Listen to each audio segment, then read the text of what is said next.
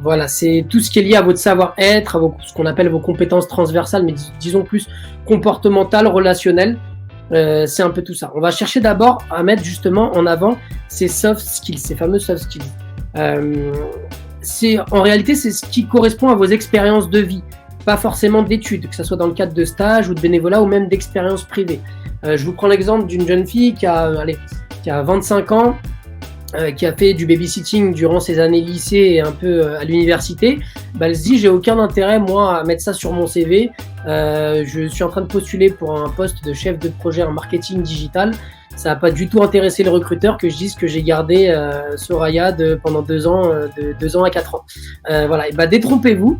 Aujourd'hui, on a vraiment changé complètement le recrutement. Il y a une vraie transformation du recrutement du monde du travail. Alors déjà un petit peu avant la crise sanitaire, mais encore plus depuis la crise sanitaire. On sait que les gens maintenant sont vraiment en quête de sens, de projet. Et aujourd'hui, un recruteur, alors ça va peut-être vous paraître surprenant, mais il va davantage chercher à recruter une personnalité, un profil, plutôt qu'un CV. Comme quoi, faire des concessions, parfois ça peut mener à des bons résultats. Après, ceci dit, je veux quand même faire une alerte sur quelque chose, ça me semble important de le dire, que ce soit en tant qu'avec la casquette RH, avec la casquette étudiant, avec toutes les casquettes, c'est faites attention à ce sur quoi vous faites des concessions. Ça va faire un peu peut-être cliché entre guillemets ce que je m'apprête à dire, mais je cesserai de le dire et je pense que le jour où je passerai plus ce genre de message, il faudra que mes proches tirent un peu la sonnette d'alarme parce qu'il y aura un problème chez moi.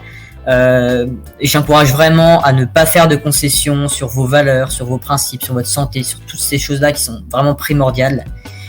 Si une entreprise ne correspond pas à vos valeurs par exemple, ou si vous sentez que au niveau des conditions de travail ça peut être quand même néfaste pour votre santé, je vous encourage vraiment pas à accepter. Alors encore une fois, je nuance parce que je sais que c'est plus facile à dire qu'à faire et je sais que par exemple dans le cadre de job étudiant, il y a des étudiants qui sont plus ou moins contraints d'accepter un peu tout et n'importe quoi pour pouvoir payer leur loyer, quoi. Donc il y a toujours la pratique qui se confronte comme ça au principe. Mais voilà, moi je vous encourage effectivement bien sûr à ne pas déroger à vos valeurs, à votre santé. Faites-y attention parce que c'est une chose auquel vous devrez toujours faire attention en fait, avec un job ou sans job, quoi. Alors là, c'est beaucoup plus original, c'est beaucoup moins connu, mais le processus de se porter bénévole, par exemple, pour une mission d'entreprise, ça plaît beaucoup. Et ça vous permet de rentrer d'un autre côté, c'est aussi une façon pour vous de connaître le fonctionnement interne de l'entreprise, sans forcément devoir se mouiller à s'engager. Le principe, il est simple. Il y a des plateformes aujourd'hui de bénévolat qui existent. Vous proposez vos services bénévolement, je dis bien bénévolement, pour assister l'entreprise dans une de ses missions.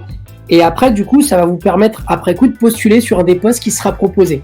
Alors, vous allez me dire, oui, mais nous, quand on est étudiant ou quand on est en fin d'études, on a besoin de travailler. J'ai pas forcément le temps, moi, de proposer gratuitement mes services. Écoutez jusqu'à la fin. Je vais vous donner un exemple. C'est quelque chose d'assez qui plaît aux entreprises et vous n'allez pas forcément donner beaucoup plus de temps que ça. Alors, ça va vous permettre 2 choses. Déjà, le fait de pouvoir postuler à une entreprise en tant que bénévole, vous aurez un retour déjà super rapide et ça va vous permettre de voir le fonctionnement interne de l'entreprise. Aujourd'hui, il y a des plateformes de bénévolat qui existent. Je vais vous montrer juste après. Il faut apprendre à valoriser son profil, à valoriser son parcours. Et je distingue ça en général en 4 points. Je définis ça un petit peu concrètement en 4 points que je vais exposer successivement. Ouais. Donc apprendre à valoriser son parcours, c'est en premier lieu,